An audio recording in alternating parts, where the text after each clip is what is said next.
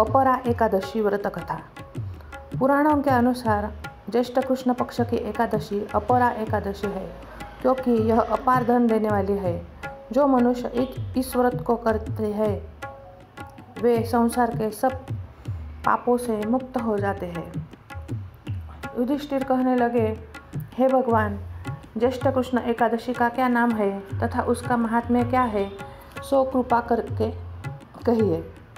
भगवान श्री कृष्ण कहने लगे कि हे राजन, यह एकादशी अचला तथा अपरा दो नामों से जानी जाती है। पुराणों के अनुसार ज्येष्ठ कृष्ण पक्ष की एकादशी अपरा एकादशी है, क्योंकि यह अपार धन देने वाली है। जो मनुष्य इस व्रत को करते हैं वे संसार में प्रसिद्ध हो जाते हैं। इस दिन भगवान त्रिविक्रम की पूजा की जाती है। अपरा एकादशी के व्रत के प्रभाव से ब्रह्महत्या, भूत योनि, दूसरे की निंदा आदि के सब पाप दूर हो जाते हैं। इस व्रत के करने से परस्त्री गमन, झूठी गवाही देना, झूठ बोलना, झूठे शास्त्र पढ़ना या बनाना, झूठा ज्योतिषी बनना तथा झूठा वैद्य बनना आदि सब पाप नष्ट हो जाते हैं। जो क्षत्रिय युद्ध से भाग जाए वे नरकगामी होते हैं, परंतु अपरा एकादशी का व्रत करने से वे भी स्वर्ग को प्राप्त होते हैं।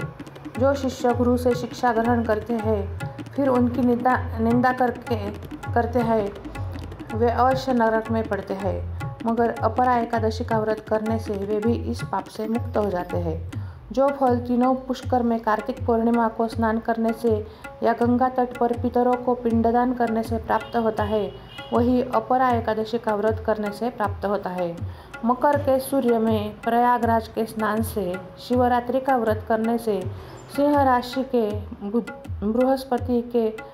बृहस्पति में गोमती नदी के स्नान से, कुंभ में केदारनाथ के दर्शन या बद्रीनाथ के दर्शन, सूर्यग्रहण में कुरुक्षेत्र के स्नान से, स्वर्णदान करने से अथवा अर्धप्रसूता गौदान से जो फल मिलता है वही फल अपरा एकादशी के व्रत से मिलता है।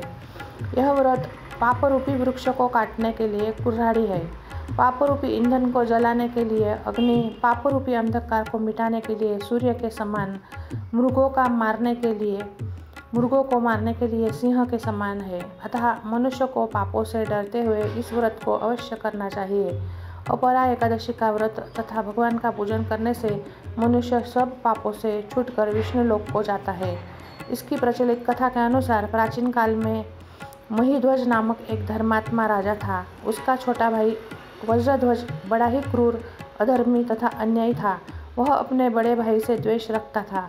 उस पापी ने एक दिन रात्रि में अपने बड़े भाई की हत्या करके उसकी देह को एक जंगली पीपल के नीचे गाड़ दिया। इस अकाल मृत्यु से राजा प्रेतात्मा के रूप में उसी पीपल पर रहने लगा और अनेक उत्पात करने लगा। एक दिन अचानक धौम्य नामक ऋषि उधर से गुजरे।